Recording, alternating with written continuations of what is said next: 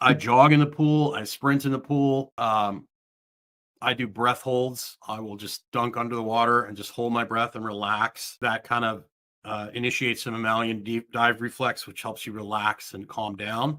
So I do all these things. I take about 15, 20 minutes and probably do some sort of routine like that every single day. I like doing a lot of my cardio type work in the pool.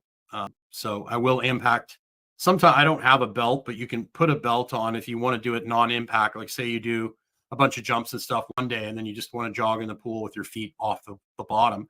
You can do that as well. But the pool is a wonderful way to move around in different ways. It's a wonderful way to get into positions in the pool, in deep squat positions, in weird positions that you can't get into when gravity is involved.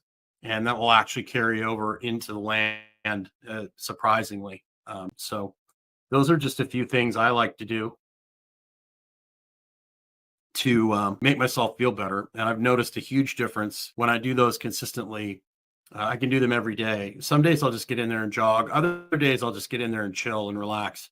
It's kind of cool here. All like during the day, the dragonflies will come and eat the bugs around my head. And then at night, the bats will come. There'll be like 30 or 40 bats swarming around eating the bugs. So that's pretty cool.